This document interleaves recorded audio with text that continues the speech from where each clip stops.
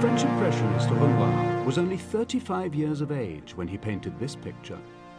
What inspired Renoir to paint this particular scene? Some of the characters in the painting were undoubtedly friends of the artist. But who is this central figure? Many eminent art and social historians believe that she was a local girl whom Renoir used in several of his paintings. Others express an alternative view and suspect that she was a girl from Huddersfield, an industrial town in the north of England. Who is she, and how did she come to be in this famous painting? I believe it was Molly Grimshaw. Je pense que cette fille venait effectivement. I think the woman did come from Huddersfield. I think it was Molly Grimshaw. Molly Grimshaw is the girl sitting down in the painting. Well, I think it's Molly Grimshaw. It all depends on what evidence you have. I believe it has a certain, how shall we say, verite. Now this is Molly's diary. Now she writes, "The French are so infuriating, their manners appalling, their appetites quite repulsive. I'm horrified by the vulgarity, and yet I find them strangely attractive." Obviously, Molly was disturbed by this cooking and eating of tortoises. When the war ended, Molly's old friend Nancy Clayton returned to Paris with her husband and set up a pet shop, which I believe they named Pets du Metz. Ah, Pets du Metz, yes. It was quite a successful business. Molly was given a job in this shop, somewhere near the Moulin de la Galette. Unfortunately, the director of the Musée d'Orsay refused to take part in this film, so Peter Green-Maddock went in search of the original pet shop. Pets du Metz. I believe it used to be on the corner, over there.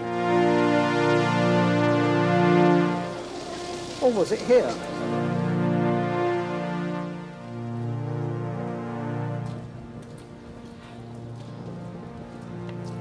Then again, it could be up here.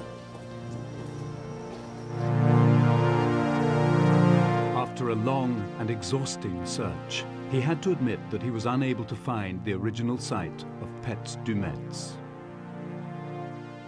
One day Renoir entered the shop. Apparently he had a pet tortoise.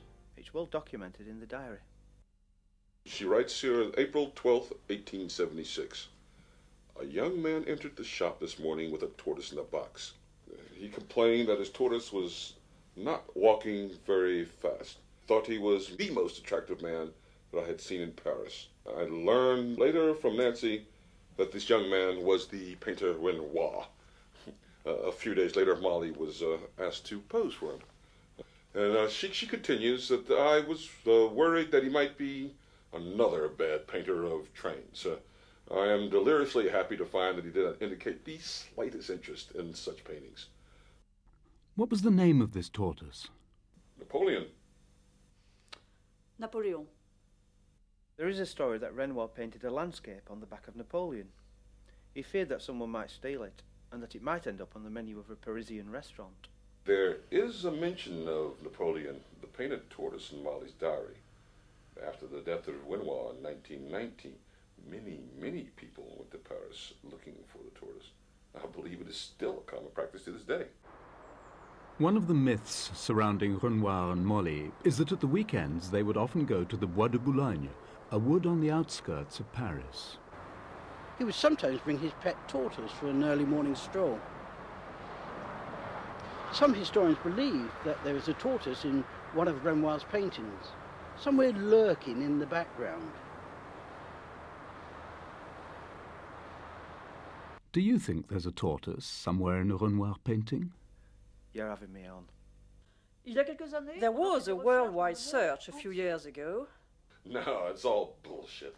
I looked over every Renoir in the USA, and I couldn't find the picture.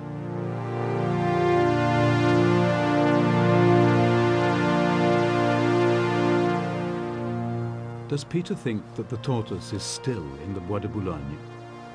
It is possible that is still alive and is out there somewhere, though I can't see any tracks. It has been raining. If found, it must probably be the most expensive tortoise in the world and realised £2 million. It could well be out there somewhere.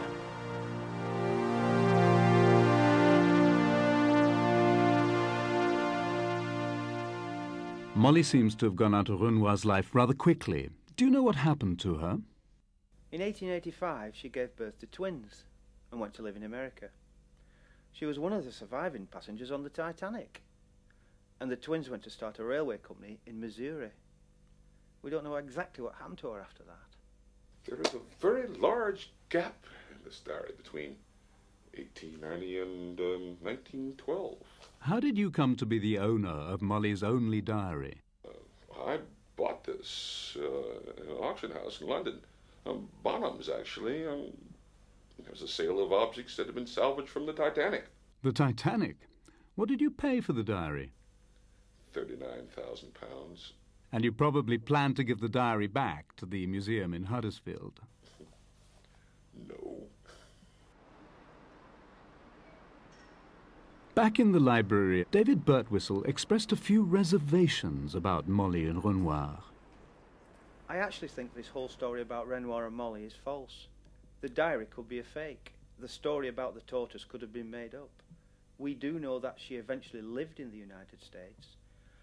I think she's the subject of a painting in Boston. It may come as a surprise, but I'd stake my reputation on the fact that she is the woman in the painting by John Singer Sargent.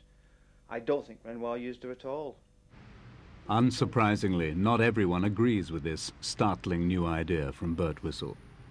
The local historian. He's never traveled any further than Leeds. It's pure supposition. Of course, your diary would be worthless if the story weren't true. Bullshit. I think the Sargent's painting story is bizarre and preposterous. Birtwistle has a book coming out soon. He's just trying to get some cheap publicity.